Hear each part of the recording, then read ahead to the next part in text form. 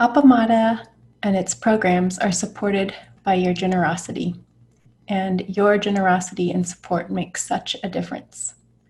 You can find a link for contributions on the website at appamada.org. Thank you. Well, good morning, everyone. I'm delighted to be able to join you today from Albuquerque. I want to thank Anne Lipscomb and Kim and who are in the Appamada Zendo this morning, and also Nancy, who's Nancy. I forget where you are. Are you in North Carolina now? Anyway, thank you so much for being our online monitor and already skillfully managing several breakout rooms so that I could talk to people in practice discussion. I appreciate that. I would like to take a minute to ask, I really want to be able to have each of us to just have a second to hear each other's voices. I think that that's really important. So I want to, what I'm going to do is just briefly, I'll call people by name and ask you if you would just say where you are and maybe in a few words, give an example of abundance that you are appreciating right now. Okay? So I hope that'll work. So let me start with Anne and Kim. Can you do that? Can you say, well, we know where you are, but if you would say an example of something that you are appreciating today, that you're grateful for, that you see as abundance that affects you. I'm Kim, and I'm grateful for the shadows of the leaves on the window. I'm Anne, and when I walked up to Appamada this morning, there was a bird calling that was really different. And I stopped and I looked around, and I finally got to Appamada. I looked up in the giant catalpa tree that we have, and way up at the top in the sun, I could see a bird with a red breast. It was the first robin I'd heard. That seemed abundant. Thank you, Kim and Anne. Nelda. Good morning. I'm Nelda, and what feels like abundance is my breath. Thank you. Nellie, can you unmute and speak? I am Nelly. I'm in Avila, Spain, and I'm grateful for the relationships we have and the presence of the Sangha. Thank you. Jamie, welcome. Can you unmute? Hi, I'm Jamie. I'm in Salem, Oregon. And after 2 sitting periods this morning, I went in the house to use the bathroom, and my little 2-year-old son was up, and just his buoyant energy and fresh little 2-year-old body really just touched me. I feel very grateful for him. Thank you, Jamie. Becky, hi. Hi, I'm Becky. I am in Vancouver, British Columbia in Canada. And as soon as you said it, the abundance I felt was all these wonderful faces and people that I'm here with. And that just felt like such an abundance. And I am grateful to be able to be with you. Thank you. Ellen? You're muted still. I'm Ellen. I'm in Richmond, Virginia, and also grateful for the Sangha. But I would say just sitting here, I'm grateful to have this meditation room with the Sangha. Thank you. Rosemary?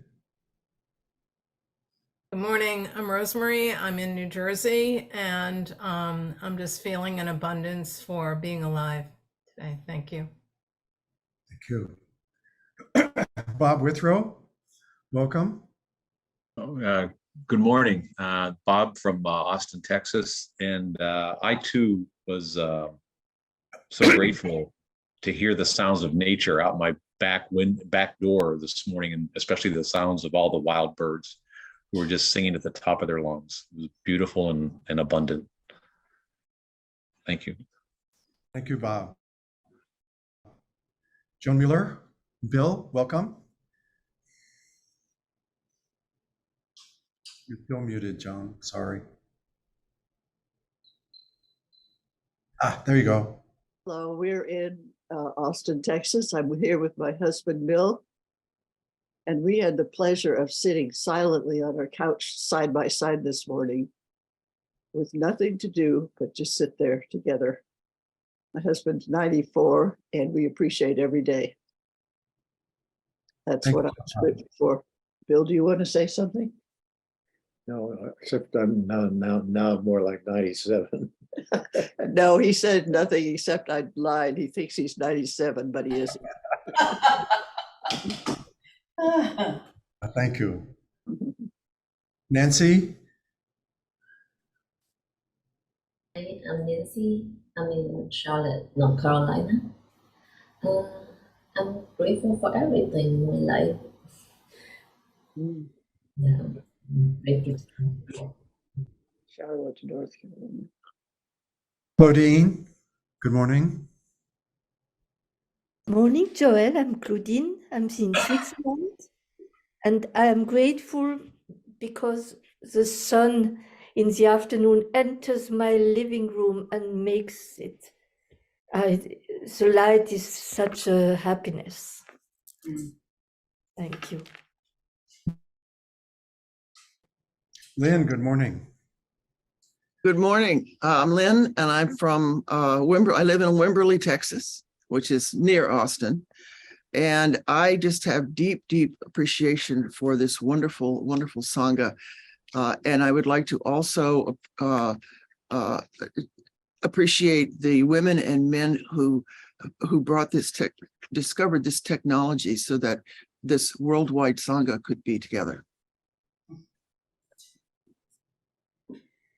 Thank you. Darcy? I'm, I think, just appreciative of everything, that I'm really feeling the sun coming through the windows and flooding the house. And I'm feeling my husband just pattering around in the background, and I'm really grateful for him, which I don't know if he can even hear because he's got his headphones on over there.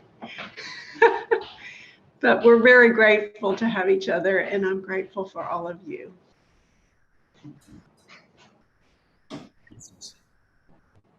Kathy.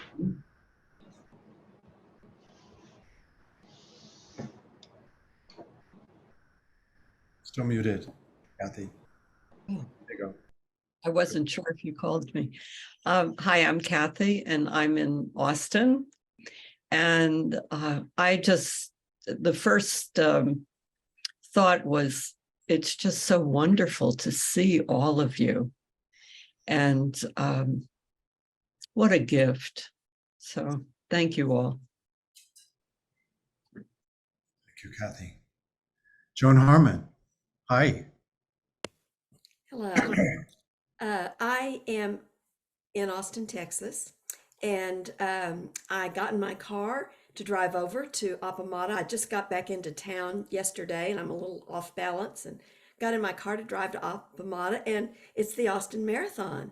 And so the road was closed, so I turned and I said, I'll go another way. And I went, and it was closed also. And I said, we have all these wonderful people who work to make this virtual gathering possible. I will go home and join that way. And I'm just so grateful for Kim and Ann and Joel that are making this all possible this morning, and Nancy. Thank you, Joan. Carolyn, good morning. Good morning. It's been a really busy week, so I'm grateful just to be able to sit in quiet with all of you. And I'm also grateful I have stage 4 cancer. So I get these interesting symptoms. And one of them this week was extraordinary pain when I swallowed. But with some medication, it's going away. And I am, with tears, grateful that I don't have to feel pain. Thank you, Caroline. Mehdi, good morning.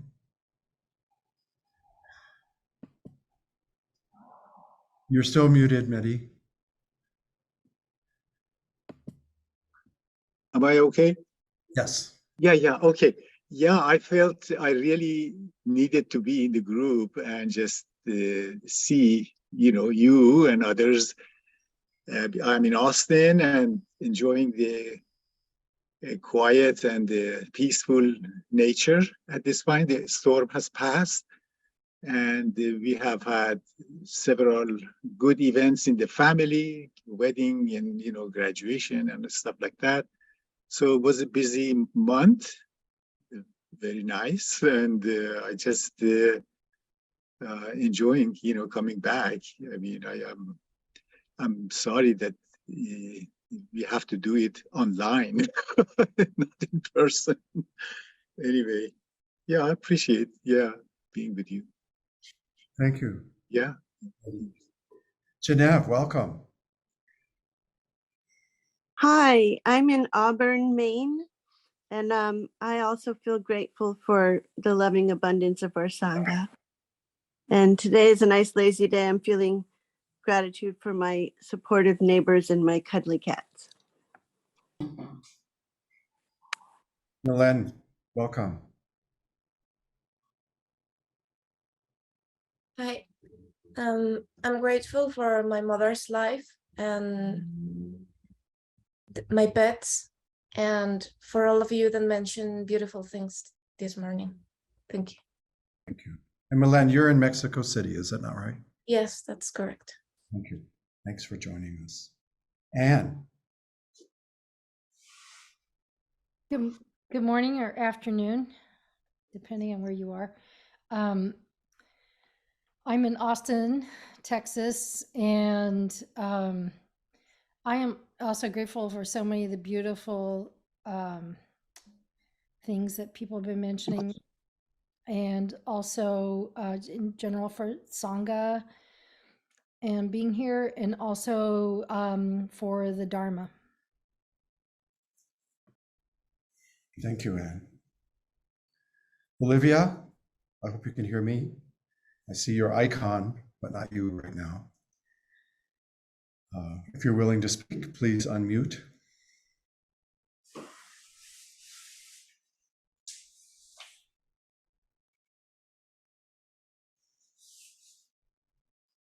Looks like Olivia may have, oh, here she is. Great. Hi. Good morning.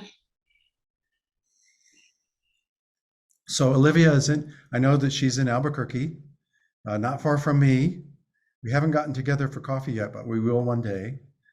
And Olivia, so I was asking people if they would name something of abundance that they're appreciating right now. Does anything jump into your mind for that?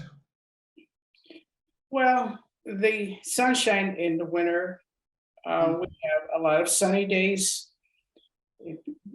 Life gives me life. I can go for my walks. I just feel so much better with the sunshine. So it's really always shining, sometimes behind the clouds, like today. Mm-hmm. Thank you. I'm appreciative of the Sangha. I'm online most Sundays. I appreciate it very much. Excellent. Thank you so much, Olivia. Okay, well, that took a while, but I really appreciate everyone's additions, and what you bring is what makes this Sangha. Thank you so much. So I have a talk. It's now 17 minutes after the hour, and I have a talk that's going to last about 20 minutes, maybe 25, and then I'd like to have some brief small group interaction after that I'll describe later. We'll have to see who is connected, see if anybody else joins us before then in terms of what sorts of groups we break up into, how big they are, and how much time we have to spend for that. But, okay, to start, because it is, for me, an ever-present Dharma gate, today I want to talk about fools and jerks, some of whom are outside of us, and some of whom are fools and jerks that live inside of us, and how the precepts can help us find a compassionate path to meeting that whole crowd on equal ground. The talk involves some thoughts from some current philosophers and Zen teachers, and a long, typically confounding quote from Dogen that I hope you will enjoy. My talk is taking off from remarks that were made last weekend by John Eric Steinbommer about the Bodhisattva's Vow by Torei Zenji. In the translation that we use, I'm sorry, I'm going to make a side note here. Torei Zenji. Most of the people in Appamada's chant book who provided the text that we quote from and chant and pay particular attention to were ancient folks, maybe 1,000 years ago. In terms of social generations of 20 years, maybe 60 or 70 generations ago. Not so Torei Zenji. He lived from 1721 to 1792, or about 11 generations ago. So much closer in time to us than people like Tozan Ryokai, the Chinese Chan teacher, Dongshan Lingjie, who lived about 1,200 years ago, or 60 generations, or Bodhidharma, whom we consider a lot, 75 generations, which is about 1,500 years ago, and not to mention Siddhartha Gautama, about 140 generations ago. For some reason, it seems important to me to have a sense of that kind of timescape, you know, the where we are in connections with these people in our lived experience. So last week, as I said, John Eric Steinbommer gave a thought-provoking talk that centered on the Bodhisattva's Vow by Torei Zenji. And in the translation that we use at Appamada, the vow begins with what I will paraphrase as 3 points. The first 2 of which are descriptions, and the third of which is addressed directly to us. The first description: everything, including birds, beasts, and non-sentient creatures, amount to the warm flesh and blood of the Tathagata, the awakened one, the Buddha nature that is all around us. Everything is not just Buddha nature, but that powerful metaphor, the warm flesh and blood that sustain us and that provide our food, drink, and protections of life. And then the second descriptive point: our ancestors understood this, and they responded by showing tender care to everyone and everything.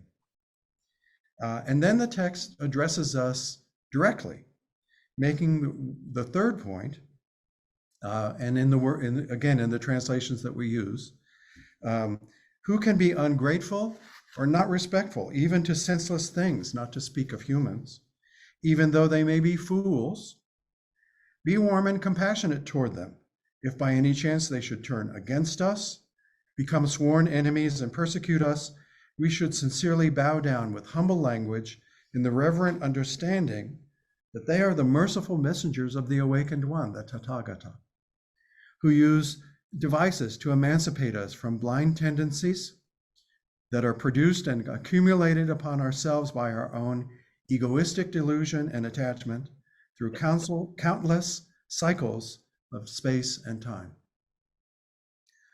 So John Eric talked about the relationship that we can cultivate toward the types of fools that Torei Zenji described, and about the remarkable turn involved in bowing down to enemies, sworn enemies, who have chosen to persecute us, bowing down to them and seeing such people as messengers from Buddha who are emancipating us from blind tendencies, egoistic delusions, and attachments.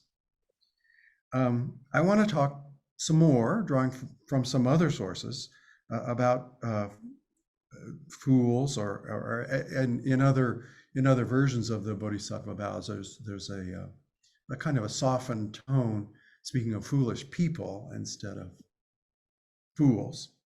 And I want to talk about, again, the way in which they kind of seem to fall into two groups. Reading between the lines, there are fools in the sense of people who don't understand something important that we enlightened people do understand. And then there are fools of a second type who are making a choice and who turn against us and become sworn enemies and persecute us. The first group, as Tori Zenji says, we should pay tender care toward. The second group we should bow down to because they are, in essence, our saviors. As you may recall, I'm leading the Appamada Precepts program this year, and I've been doing some reading that lines up with what John Eric was pointing to last week, and I want to talk about that, and then later I want to ask you to meet, as I said before, in some small groups and do some precepts work. So one of the books I've been reading is called A Theory of Jerks and Other Philosophical Misadventures by a well-known philosopher named Eric Schwitzgebel, who's an American. He lives in, currently lives in California. The virtue of having a theory of jerks, Schwitzgebel says, is, quote, it might help you figure out if you yourself are one. He gives an etymology of the word jerk. It originally derived, curiously, from the term jerkwater, from the small towns along 19th century rail lines in throughout the United States, and there were what they called jerkwater towns so small and unimportant that the engineers of the train wouldn't stop for any time longer than it took to pull a chain and dump some water into the tanks of the train so that the steam engine could keep going. So not time enough for people to get off and interact with the town. And there were a lot of theatrical traveling groups around at this town who went from town to town. And they took, apparently, to calling people who live in such town jerks, meaning ignorant, lacking in class, badly dressed, easy to mock, bumpkins, as it were. And there was also a sense of the term that derived from this bumpkinness that gets expressed in such phrases as, she married some jerk from her hometown, or I felt like a jerk when my wife left me. You know? So Schwitzgebel then describes a more modern sense of the term that is the one that's kind of more often used these days. He says, I submit that the unifying core of being a jerk in the moral sense is this: the jerk culpably fails to appreciate the perspective of others around him. He genders it, the term is male, by the way. And later on, he says the opposite is a sweetheart, which he also genders as male. And for reasons that I will skip over for now. But jerks culpably fail to appreciate the perspective of others around them, treating others as tools to be manipulated or fools to be dealt with, rather than as moral and epistemic peers. This failure has both an intellectual dimension, he says, and an emotional dimension, and it has those two dimensions on both sides of the relationship. The jerk himself is both intellectually and emotionally defective, and what he defectively fails to appreciate is both the intellectual and emotional perspectives of the people around him. The jerk cannot appreciate how he might be wrong and how others might be right about some matter of fact, and what other people want or value doesn't register to the jerk as of interest to him, except derivatively upon his own interest. The bumpkin ignorance captured in the earlier use of jerk has become a type of moral ignorance. And he gives examples inviting one to enter the world of the jerk. The line of people in the post office is a mass of unimportant fools. It's a felt injustice that you must wait while they bumble through their requests. He gives other examples, but all of us are probably familiar with videos available online of people who are upset about missing a flight or having a flight canceled, who react by yelling at or even physically attacking a gate attendant at an airport, that sort of thing, or berating or attacking a clerk in a store because the store requires masking to help deal with the COVID epidemic, etc. I've seen way too many such videos, and they're very painful. So Svishkabel, as I say, says the opposite of the jerk is the sweetheart. The sweetheart sees others around him, even strangers, as individually distinctive people with valuable perspectives, whose desires and opinions, interests and goals are worthy of attention and respect. The sweetheart yields his place in line to the hurried shopper, stops to help the person who has dropped her papers, calls an acquaintance with an embarrassed apology for having been unintentionally rude. In a debate, the sweetheart sees how he might be wrong and the other person right. Svishkabel continues, the jerk's moral and emotional failure is obvious. The intellectual failure is obvious too. No one is as right about everything as the jerk thinks he is. He could learn by listening, and one of the things he might learn is the true scope of his jerkitude, a fact about which, as he says, I will explain, the all-out jerk is inevitably ignorant.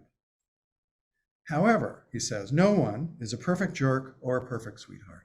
We have both of those aspects in our personalities.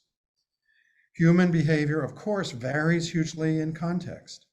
Different situations, department meetings, Svishkabel says, traveling in close quarters, might bring out the jerk in some and the sweetheart in others. And I note that Svishkabel does not mention war or hurricanes or earthquakes or serious illness, but it just goes with the sorts of irritations that affect rich, educated, upper class people. And I think that's because the culpability that comes with being comfortable and well off is greater than, and that people who are caught in these other issues are less culpable because of them. So there's another example which comes from the novelist, late novelist, David Foster Wallace. He gave a talk at Kenyon College in 2005 that has become famous on the internet called This is Water. And he describes the life of graduates of modern elite colleges, like the people he's addressing. He describes their life as a constant invitation to jerkitude, a kind of tidal pull made worse by social class, affluence, and education. And he argues that self-centeredness is not a property of those jerks over there, but is hardwired into each of us, showing up as a general attitude of irritation, boredom, dismissiveness, and craving that gets, and this attitude gets triggered by any delay or social friction. Again, much worse for people who think that they're kind of, because of their education or their class or their affluence, think that they're above having to account for what other people go through. These qualities leave us thinking that we are free, Wallace says, when instead we are trapped in what he calls our skull-sized kingdoms. He says that there is a possibility of awakening out of one's self-centered irritation to actual freedom. Quote, the really important kind of freedom involves attention and awareness and discipline, and being able truly to care about other people and to sacrifice for them over and over in petty, unsexy ways every day. So being what Schwitzgebel calls a sweetheart. And we can choose to act like a sweetheart, even though our selfishness is part of our genetic and cultural inheritance, going back maybe 200,000 years, maybe 10,000 generations that have been handed down to us and that are encoded in our bodies, into the structures of our brain and the way our bodies work. So I'm going to mention a third source here. There are probably people who remember in this context something that I had forgotten until last week, which is that the Buddhist teacher Brad Warner wrote a book that came out in 2016 called, it's based on Dogen Zenji's great compendium, the Shobogenzo. And Dogen lived in 1200, about 43 generations ago. I'm going to keep talking about this generation thing. And the book is called Don't Be a Jerk, and Other Practical Advice from Dogen, Japan's greatest Zen master. Warner says that one of his favorite chapters of Shobogenzo is titled Shoaku Makuso, or what is typically described as not doing wrong. So from one of the first precepts that are adopted by Mahayana Buddhists. Being focused on the Buddhist precepts, according to Warner, it makes this chapter about how the Buddhist precepts have one very simple message: don't be a jerk. That's pretty much all there is to it. Warner does not define, at least I haven't found it yet, he doesn't define the word jerk.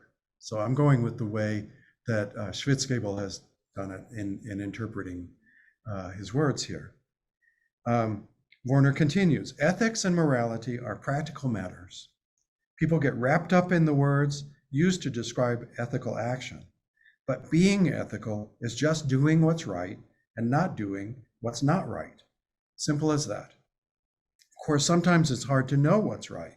That's when we rely on the precepts. In this chapter of Shobogenzo, Dogen is trying to indicate the basis of all ethical action, and it turns out it's as simple as not being a jerk. Warner makes an important point that I think that I want to draw out in what I talk about next. The Dogen says, a jerk is not something that you are. Being a jerk, he hyphenates this so that being a jerk is being used as a noun, a gerundive, I guess. Being a jerk is something that you do. It's not something that you are. There is no jerk outside of you being a jerk. When you cease to be a jerk, the jerk that you were when you were being a jerk vanishes instantly. He quotes Dogen at length, and I'm gonna repeat a lot of it. And I will say it's as a quotation. It's heavily footnoted with other sources, but it reflects Warner's own sensibility, who came to being a Zen student after being in a punk rock band, and he uses all sorts of punk rock analogies and pop culture analogies throughout, as indicated by the boiling down of the message to don't be a jerk. But I'm gonna read quite a bit of it because it is so great in a lot of the ways that Dogen is always great. So here's Warner quoting Dogen. Don't be a jerk wasn't a teaching someone intentionally invented. It existed before anyone put it into words. When we hear it, we hope that we can learn to do the right thing and not be a jerk. This is a pretty big deal. It's on the scale of the whole of time and the entire universe. The scale of not being a jerk is in the not being part. Just don't do jerk-like things. Again, from Dogen, when jerk-type actions are not done by someone, jerk-type actions do not exist. Even if you live in a place where you could act like a jerk, even if you face circumstances in which you could be a jerk, even if you hang out with nothing but a bunch of jerks, the power of not doing jerk-type things conquers all. Jerk-type action has no fixed form. It has no existence until someone does it. If we don't act like jerks, jerk-type actions cannot exist. You can do jerk-type things, or you can avoid doing jerk-type things. The moment you know that jerk-type action does not exist outside your own contact, that is the realization of the truth. This is not a once and for all realization. It appears dynamically, moment after moment. When enlightened people understand that not being a jerk requires not doing jerk-type things, they behave like decent people at each moment in the past, present, and future.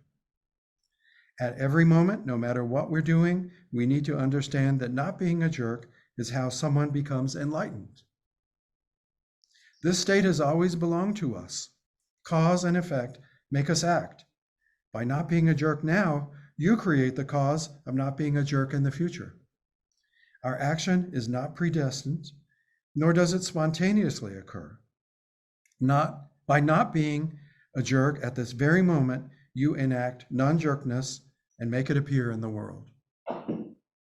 It's not that you as a regular person are destroyed by doing the right thing, and yet you as a regular person have dropped away, and what remains is an enlightened being. When you look at it this way, you realize that being a jerk is refrained from. Aided by this understanding, we can penetrate not being a jerk and realizing it decisively through Zen practice. There is no being a jerk apart from what you actually do. Being a jerk doesn't vanish as if it were a thing in and of itself. You simply stop doing jerk-type things. Some people think that being a jerk arises out of past causes and conditions, but don't see how they themselves are those causes and conditions. Those guys are pretty sad cases. The seeds of Buddhahood also come from causes and conditions. Jerk-type actions neither exist nor don't exist. Evil doesn't exist or not exist. It is neither done or not done. Learning this in practice is the great universal realization. You can look at it subjectively or objectively. When you finally grasp this point, even the thought, oh hell, I was a jerk back then, is just energy arising from your desire not to be a jerk again. However, to say that this realization is some kind of weird rationale for being a jerk is totally stupid. The relationship between being a jerk and the not being a jerk isn't one of a donkey looking at a well. It's like a well looking at a donkey. A well looking at a well, a donkey looking at a donkey, a person looking at a person, and a mountain looking at a mountain. In other words, it's the mutual relationship of all things involved. So I hope you can see why I wanted to read that whole thing. It gets wilder and wilder as it goes along. And I do love it that Dogen says some jerky things in the middle of it, like how some people are sad cases and other people are just stupid. And it's something that pops up in Dogen's writing every once in a while. The main thing is that Dogen does not emphasize that humans are hardwired to be selfish, and kind of the opposite. And he seems to be saying that following the precept of not doing evil can simply arise naturally and fulfills all the Buddha Dharma. It's a pretty amazing concept to try and even think about. So another source is a new book, which I've just started, by a teacher named Nancy Mujo Baker, a Dharma heir of the teacher Bernie Glassman. And Nancy Baker herself is a retired philosophy professor, and her book is called Opening to Oneness, a Practical and Philosophical Guide to the Zen Precepts. Like Diane Eshin-Risetto, whose book we use extensively in the Precepts program at Appamada, Baker emphasizes bringing courageous, non-judgmental inquiry to our daily actions and intentions, with a focus on self-compassion in meeting parts of ourselves that we typically suppress and push into the shadows. Things that we wouldn't want to talk about with other people. She says that the precepts can naturally arise when we do not exile the parts we are ashamed to admit to. She says that without steady, detailed examination of these parts, the killer or the liar or the thief inside each of us, we are avoiding the precepts of non-killing, non-stealing, and non-lying, not working with them. So this to me seems like a big difference from what Dogen is saying, but I haven't got to the second part of the book where she integrates this with Dogen's teachings. So I hope that later on in the precepts class, I'll be able to do that. But the reason I mention it today is because she suggests that the only effective way to do such examination is not by yourself, but in a group. And she has some pretty stark sounding exercises of meeting with people in a group and using language that really gets to the bottom of a lot of these impulses that and brings them to light so that they can be held in compassion with the group. And I'll say that these exercises seem very compelling to me, although at this stage I find them pretty scary. So what I want to suggest is an exercise that's kind of a pastel version of what she's suggesting, that we would break into groups and do. And it has to do with examining how being a jerk as a noun can arise within us, and how we can culpably choose to take that path or not, and where that mode of activity comes from, and where the energy arises, and how we can bring compassion to the parts of us that act out of jerkiness. So I'm going to read these instructions. I've sent this to Nancy and to Kim, and Kim has a printout to share with Ann Lipscomb in the Zendo. And then Nancy says that she will be able to put these into the chat for all the breakout rooms. So it's a little long, but it's not really as complicated as it sounds. And in all, it should last about 15 minutes, and it doesn't give us much time. We will, I think, inevitably go over our normal 1 hour time period for the talk with this, but I hope that you will participate. And so here are the instructions: that we break up into groups of 3, and this may not work for everybody. I would suggest, Nancy, that you if you can, put somebody from the online group into connection with the folks in the Zendo, and the rest of us can be in groups of 3. So as much as that works out, and I'm sorry, I'm too fatoots to figure out the math right now. If it's a smaller number or a larger number in one of the groups, that'll be fine. So in each group, I suggest that we spend 3 minutes sitting in silence. The instructions will say 5 when you see them, but time is short, so let's make it 3. 3 minutes sitting in quiet. During that time, first remember that you are nothing less than a living, breathing expression of the entire universe that's been unfolding for billions of years and has its unique expression as you-ness in you right now. So be as open and expansive as you can. Then turn inside and invite to come forward any parts of you that you might know as sometimes wanting to react to hurt or frustration with Schwitzgebel's culpable jerkiness. That is anger, vengefulness, dismissiveness, contempt, or other hot energies. See if you can recall a time like that and see if you can see what it feels like in your body and how it wants to come out. Ask the parts to tell you how those energies arise, what they feel like and how they play out. Listen without judgment or blame as those parts let you know. Then repeat back to those parts what you have heard or seen, and ask them if they agree with how you are reading it back to them. Ask them if they feel met and what feeling met does or doesn't do for them.